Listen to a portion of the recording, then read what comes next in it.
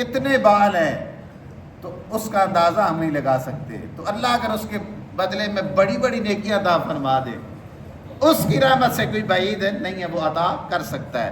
تو فرمایا کہ ہر بال کے بدلے میں تمہارے لیے کیا ہے؟ نیکی ہے. اور پھر اگلی بات جو آقا رحمت صلی اللہ علیہ وسلم نے ارشاد فرمائی بہت ہی سخت ہے. فرمایا من وجد ساعتن، جو بندہ استطاعت رکھتا ہو قربانی کرنے کی، جو بندہ قربانی کی استطاعت رکھتا ہو، فلم یضحی، اور اس نے قربانی نہ کی، اس نے قربانی نہ کی، فلا یقربن مصلانا، آقا رحمت صلی اللہ علیہ وسلم نے ارشاد فرمایا پھر وہ ہماری عیدگاہ میں عید پڑھنے کے لیے نہ آئے. یہ تو اب گریبان ہر بندے کا اپنا اپنا ہے، ہر بندے کا اپنا اپنا گریبان ہے. وہ خود جھانک لے کہ میرے پاس سب کچھ تھا تو میں نے قربانی نہیں کی، میں نے سب کچھ ہوتے ہوئے قربانی نہیں کی. اللہ توفیق عطا فرمائے، اللہ توفیق عطا فرمائے. لیکن حکم بڑا سخت ہے.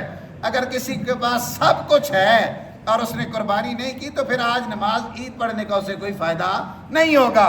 کیونکہ آقا رحمت صلی اللہ علیہ وسلم نے ارشاد فرمایا آج کے دن جو عمل اللہ کو سب سے زیادہ محبوب ہے وہ خون بہانا ہے، اور تم نے خون ہی نہیں بہایا، اور تم نے خون نہیں بہایا.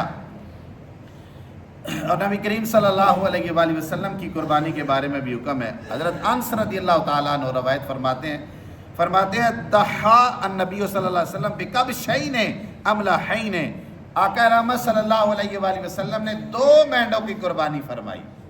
کتنے مینڈوں کی جی؟ 2 مینڈوں کی قربانی فرمائی. اور خود ذبحہما بیدہی، آقا رحمت صلی اللہ علیہ وسلم نے ان دونوں مینڈوں کو اپنے ہاتھوں کے ساتھ ذبح فرمایا، اپنے ہاتھ کے ساتھ ذبح فرمایا. اگر کوئی بندہ قربانی کرنے والا ہے تو سنت یہ ہے آقا رحمت صلی اللہ علیہ وسلم کی کہ اپنے ہاتھ سے اپنی قربانی ذبح کی جائے. اور پھر حکم ارشاد فرمایا حضرت علی شیر خدا رضی اللہ تعالیٰ عنہ. حضرت علی شیر خدا نے 2 قربانیاں کی.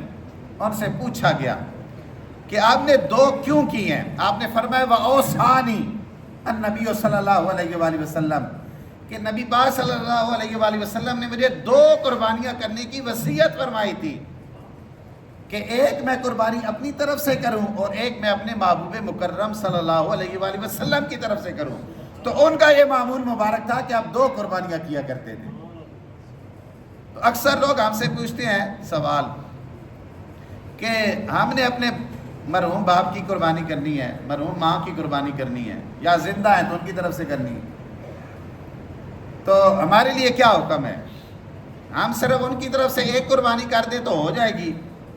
تو اس طریقے سے تقریباً ہم ہر سال ہی یہ بیان کرتے ہیں اور وقفے سے بھی بیان کیا جاتا ہے کہ جس بندے کے اوپر قربانی واجب ہے اس کی پہلی قربانی ہوگی، اس کی قربانی پہلی.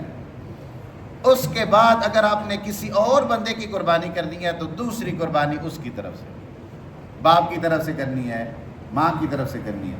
لیکن اپنی جو بندہ خود کما رہا ہے اس کے اوپر واجب ہے، اس نے پہلی قربانی کرنی ہے اور وہ واجب قربانی ہے.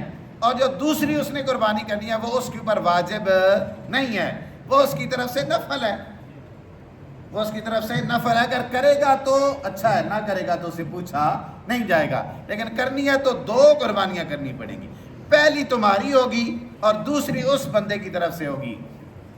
لیکن میری ذہن میں ایک محبت والی بات اپنے ذہن میں آئی، اگر کوئی بندہ ایک اپنی قربانی کرنا چاہتا ہے تو ایک رسول اللہ صلی اللہ علیہ وسلم کی کرنا چاہتا ہے، آقا رحمت صلی اللہ علیہ وسلم کی کرنا چاہتا ہے، تو پھر بے شک یہ حکم ہے کہ پہلی اپنی طرف سے ہونی چاہیے اور دوسری کسی اور کی طرف سے ہونی چاہیے. لیکن جب حضور کی طرف سے کرنی ہو نا تو پھر یہ کہہ دیا کرو کہ میں پہلی قربانی حضور کی طرف کروں گا، دوسری اپنی طرف سے کروں گا، پہلی قربانی ان کی طرف سے کروں گا. کیونکہ یہ ادب کا طریقہ ہے. یہ کس کا طریقہ ہے؟ ادب کا طریقہ ہے. حضرت عباس رضی اللہ تعالیٰ عنہ سے پوچھا گیا آپ بڑے ہیں، یہ رسول اللہ صلی اللہ علیہ وسلم بڑے ہیں، تو آقا رحمت صلی اللہ علیہ وسلم کے ساتھ آپ کا جو تعلق تھا، محبت کا، جو پیار کا رشتہ تھا، اس بنا پہ آپ نے فرمایا کہ بڑے تو وہ ہیں لیکن پیدائش میری پہلے ہو گئی تھی، پیدائش میری پہلے پیدا میں ہوا ہوں،